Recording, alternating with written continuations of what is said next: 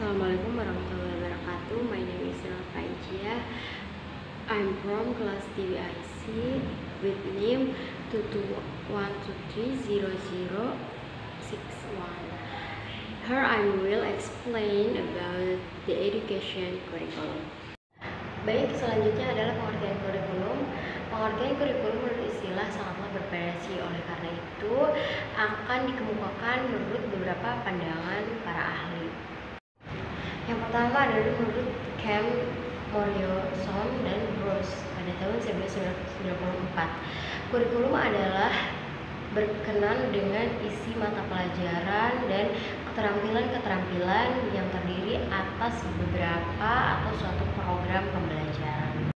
Selanjutnya adalah menurut Gratorn 1987 menjelaskan bahwa kurikulum adalah perencanaan yang disiapkan sebagai pedoman belajar dalam sekolah yang pada umumnya dimunculkan dalam dokumen dan diterapkan di dalam kelas.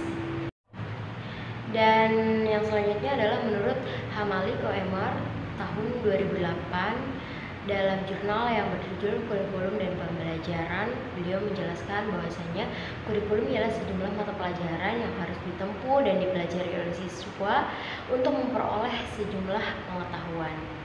Dan yang terakhir, pengertian kurikulum dapat kita lihat pada Undang-Undang Nomor 20 Tahun 2003 Sindiknas Pasal 1 Ayat 9. Ialah seperangkat rencana dan peraturan mengenai tujuan, isi, bahan pelajaran serta pembelajaran untuk mencapai tujuan pendidikan tertentu.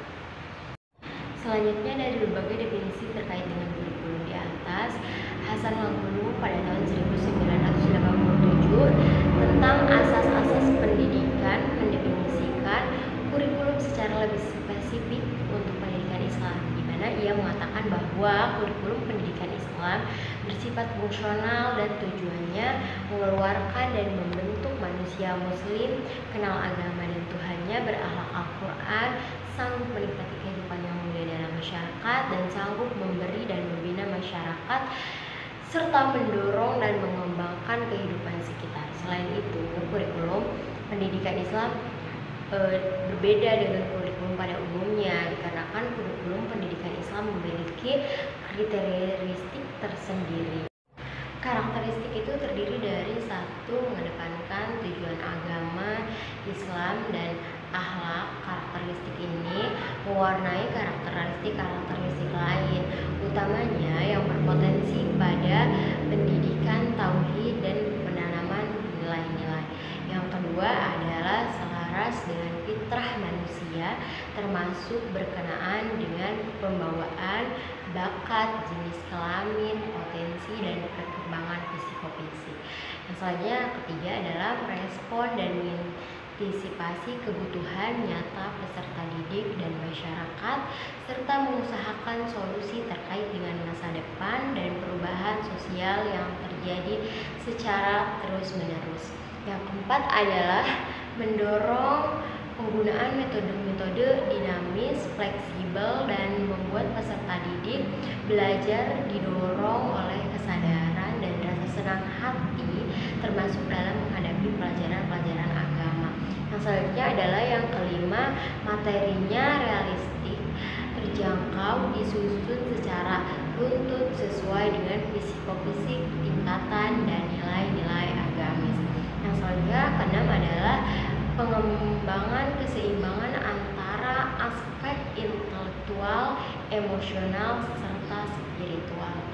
Selanjutnya yang terakhir adalah menghindarkan peserta didik dari pemahaman dikotomik terhadap ilmu pengetahuan agama dan nilai-nilai yang lainnya, sekaligus menghindarkan peserta didik dari pemahaman agama parsial yang dapat mengakibatkan peserta didik bersifat ekstrim.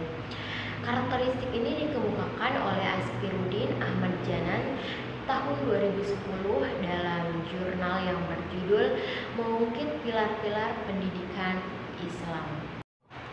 Selanjutnya adalah konsep dasar kurikulum dalam pendidikan. Kita akan bagi menjadi dua, yaitu konsep dasar kurikulum dalam pendidikan dan konsep dasar kurikulum pendidikan Islam.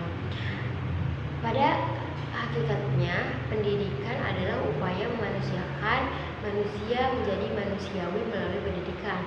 Potensi manusia akan tumbuh berkembang menjadi insan yang tertata pola pikirnya, termanifestasikan sikap dan tingkah laku baiknya.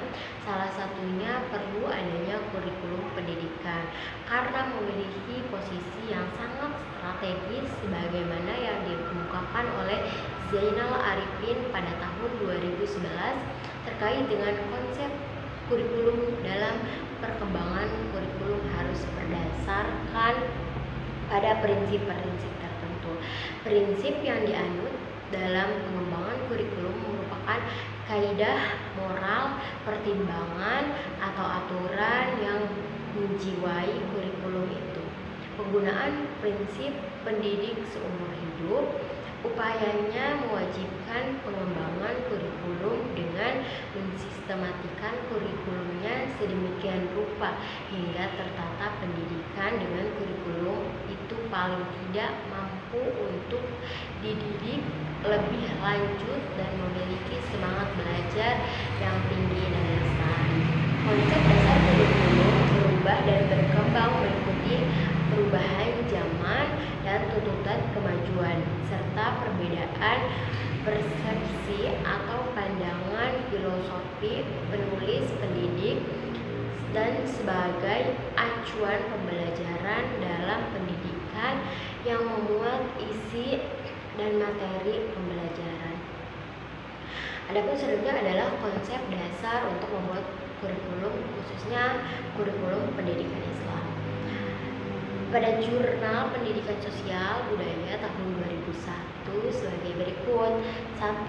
Agama. Semua sistem yang ada dalam masyarakat Islam termasuk sistem pendidikan harus meletakkan dasar sebagai falsafah, tujuan, dan kurikulum ajaran Islam, termasuk kaidah ibadah, muamalah, dan hubungan dalam masyarakat. Artinya mengacu pada dua sumber utama hukum Islam, yaitu Al-Quran dan As-Sunnah wal Jamaah.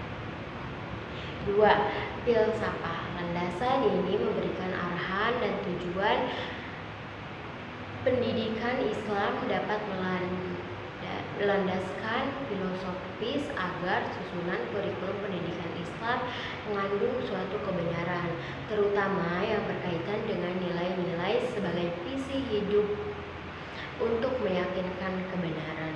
Selanjutnya adalah psikologi. Landasan itu menyatakan bahwa kurikulum pendidikan Islam harus dirancang dan memperhatikan tahapan perkembangan peserta didik, tingkat kematangan fisik, intelektual, bahasa, bakat emosional, dan sosial, kebutuhan dan keinginan, minat, kemampuan, dan keterampilan, perbedaan individu antar peserta didik. Selanjutnya adalah materi kurikulum pendidikan Islam di Indonesia biasanya mencakup beberapa aspek penting yang berorientasi pada ajaran Islam. Berikut adalah beberapa materi yang umumnya termasuk dalam kurikulum pendidikan Islam. Yang pertama adalah Al-Quran dan Hadis. Pengajaran dan pemahaman terhadap Al-Quran sebagai sumber hukum utama dan petunjuk bagi umat Islam. Mengajarkan hadis sebagai penjelas dari contoh dari ajaran Rasulullah. Yang kedua adalah fikih, memahami dan mengaplikasikan hukum-hukum Islam dalam kehidupan sehari-hari dan dari aspek ibadah maupun muamalah, urusan sosial dan ekonomi tentunya.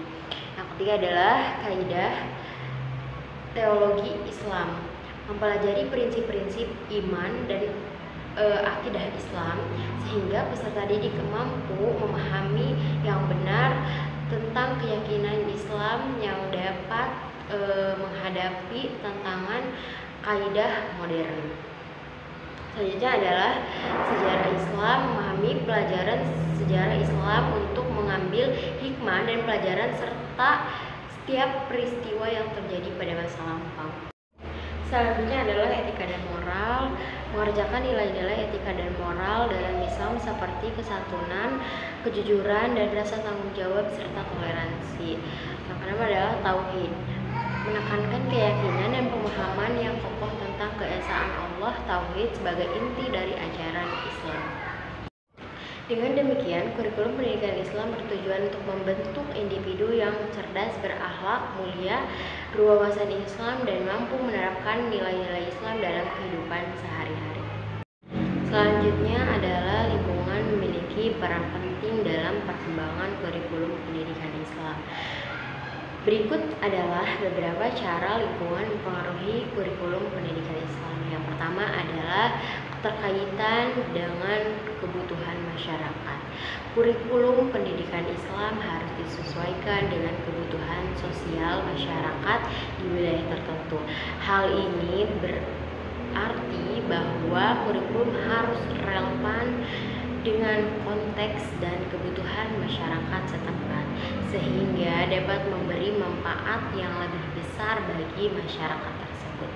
Selanjutnya adalah integrasi dengan lingkungan fisik dan sosial. Kurikulum pendidikan Islam juga mempengaruhi keterkaitan antara lingkungan dengan lembaga pendidikan dan peserta didik. Hal ini berarti bahwa kurikulum harus mempertimbangkan faktor-faktor lingkungan yang dapat mempengaruhi proses pembelajaran seperti kondisi fisik, sosial, dan sosial di lingkungan sekolah. Yang ketiga adalah selanjutnya dinamika perubahan. Kurikulum pendidikan Islam bersifat dinamis dan dapat menerima dinamika perubahan bila diperlukan. Hal ini berarti bahwa kurikulum harus dapat disesuaikan dengan perubahan-perubahan yang terjadi dalam masyarakat dan lingkungan sekitar, sehingga tetap relevan dan efektif.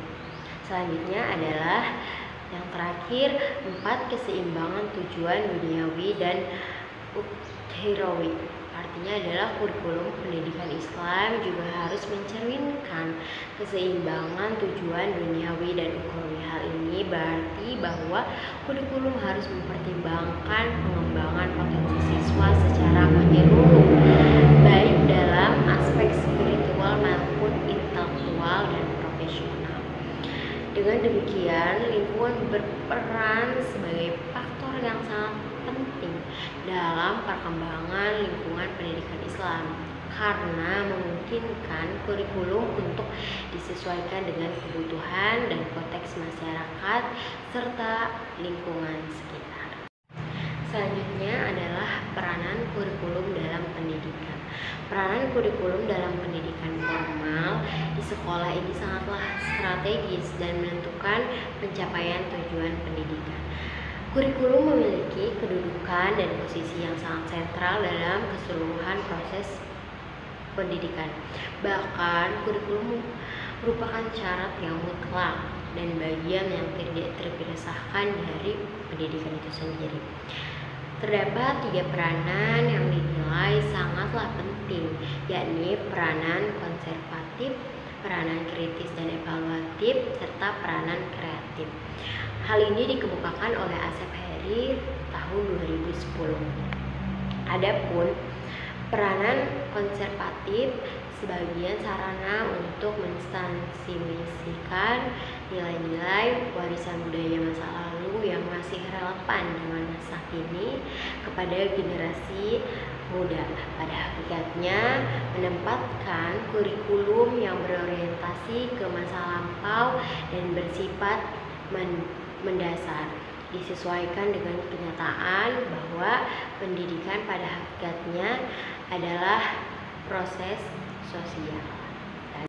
Kedua adalah peranan kritis dan evaluatif. Kurikulum turut berperan aktif berpartisipasi dalam kontrol sosial dan menentukan pada unsur berpikir kritis. Nilai-nilai sosial yang tidak sesuai lagi dengan keadaan masa mendatang dihilangkan dan diadakan modifikasi perbaikan, sehingga kurikulum perlu mengadakan pilihan yang tepat atas dasar kriteria tertentu. Selanjutnya adalah peran aktif. Peran aktif menekankan bahwa kurikulum mampu mengembangkan sesuatu yang baru sesuai dengan perkembangan yang terjadi dan kebutuhan di masa sekarang dan mendatang. mengandung hal-hal yang dapat membantu siswa mengembangkan semua potensi yang ada pada dirinya untuk memperoleh pengetahuan baru, kemampuan baru, serta cara berpikir yang dibutuhkan dalam kehidupannya. Selanjutnya adalah fungsi kurikulum untuk mencapai tujuan pendidikan. Fungsi kurikulum dalam pendidikan adalah sebagai alat atau sarana untuk mencapai tujuan pendidikan. Dalam hal ini, kurikulum adalah alat untuk mendidik manusia yang diharapkan sesuai dengan tujuan yang telah ditetapkan sebelumnya.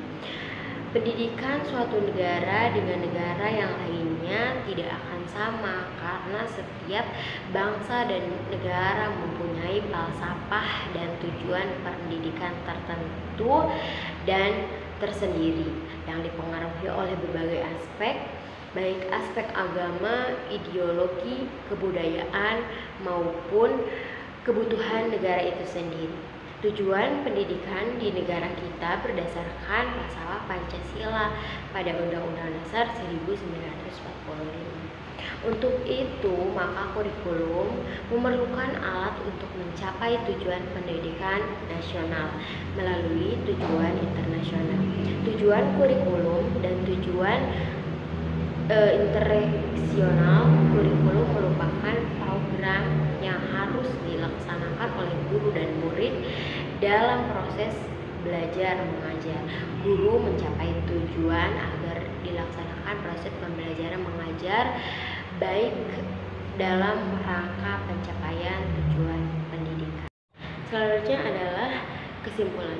Kesimpulannya adalah kurikulum dalam pendidikan memiliki peran yang sangat penting dan besar dalam menentukan kemajuan pendidikan suatu negara, mulai dari ranah konsep hingga aplikasi atau praktik yang di lapangan, karena memiliki peran sebagai rancangan dan pengaturan mengenai isi dan bahan acara penyelenggara pedoman pendidikan yang baik.